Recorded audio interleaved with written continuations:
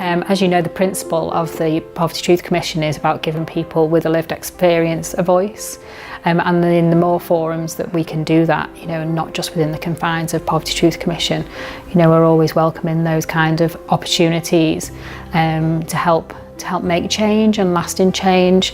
And we're all about services being developed around the people who are going to be using those services, rather than changes taking place without them being involved. It's about that true, co-production.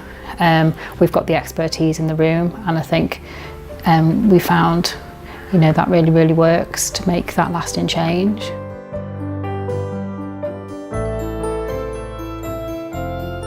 Well, I was on the old system, and then they got the new system up and running, but somehow I'd got stuck in the middle in no man's land. Right.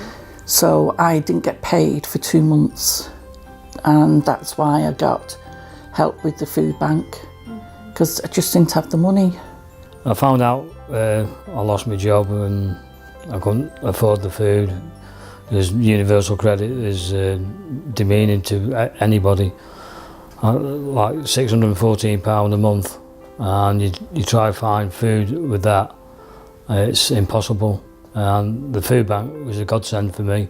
My problem is, and sometimes I have no money, and because I see my children and I need to keep money for that, then it's either eat and not see my children, or see my children and don't eat. So then I have to get a food bank.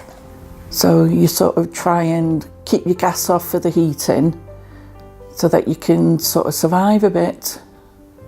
So yeah, it is hard, yeah.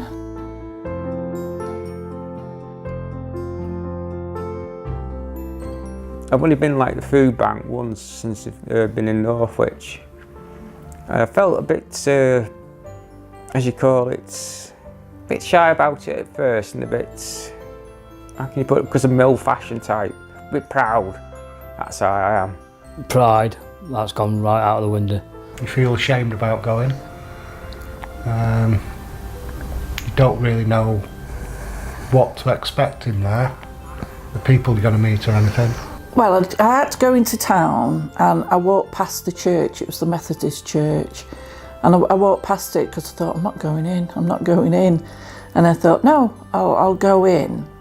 And they were dead nice, because they give you a drink and they give you something to eat as well. They come and ask you, have you got pets, and do you need toiletries and everything?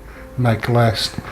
Then some of them go and disappear into the storeroom, and then the others make you a brew, give you a biscuit and come and chat to you. And there's no rush to get rid of you.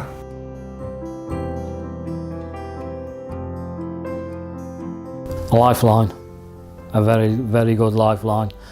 And then they bring out all these bags. So we're thinking how to get it home. So that was the problem. But Debbie from here, she came down and picked me up.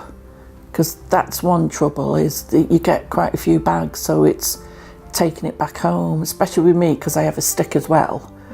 So that's hard for me. Well, the next thing, just gave me not much. They didn't actually show me what I was eating. And next thing, when I got them out, because I can't cook, that's my trouble.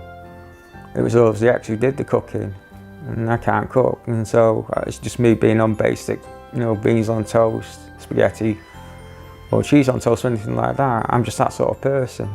There was one time we got 3 different spaghettis, the dried spaghettis, where you only need 1 bag. But I don't like wasting anything, because I was brought up not to waste anything. So whatever was put on the table for us when we were kids, we ate it whether we liked it or not. So I've sort of been brought up that way. Well, I like to see them, they put things up for vegetarian and people with a basic meal, so it can stand out, so they know what they're actually getting. It's on these how should put it, shelvings. It could be like a poster if you haven't got the room for the shelving units. If it's nut allergies, diabetes and all that. It'd be nice to have a choice, more for the food bank's stocks really, because if they're giving you something that you know you'll never have, it seems a waste. It sounds ungrateful, but it's not being. It just seems a waste. Even something as simple as the flavour of a soup. I hate mushroom soup, and you all seem to get mushroom soup. Me, it's got to be reduced salt and reduced sugar for a diabetic. Because one tin you might pick and it might put you in hospital. If there's posters with food on that people with certain allergies can't have, or they're diabetic, then it would actually help the volunteers as well. They've not had the information, they don't know.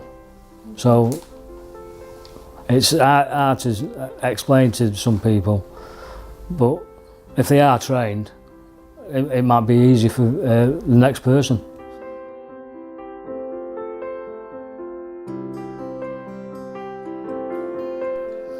The government needs to change. So the MPs need to rethink the plans. Need to sort out this benefit and make things better. It's like the barest minimum that they put you on, because they want you to get a job, but there's not a lot of jobs going, and you can get like 1,000 people going for one job.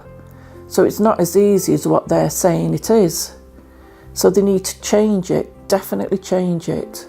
But I think like nowadays it's a lot different, because you've got so many people, especially families, that they've got to use it, otherwise they won't have anything to eat. I think political thinking needs to change, because after all we're supposed to be, is it the 5th richest country in the world? And it's a disgrace that we have to have food banks and have to have homeless people knocking around in shop doorways. But it's like there, isn't it? Rich getting richer and the poor are getting poorer. And what I'd like to say is I would like 2 politicians to try and live on universal credit for 6 months and then see how they can do it, because that would be a good thing. They've got to live it to feel it, because they'll go through depression and ill health and suicidal thoughts, because that's what Anxiety. a lot of... Yeah, you know, you get all of that because you're trying to just scrape by on what little they give you. You know, just let them try it and then see how they can do it. I'd love to be able to see them doing it. What do you think? Oh, yes, Yeah. you really should try it.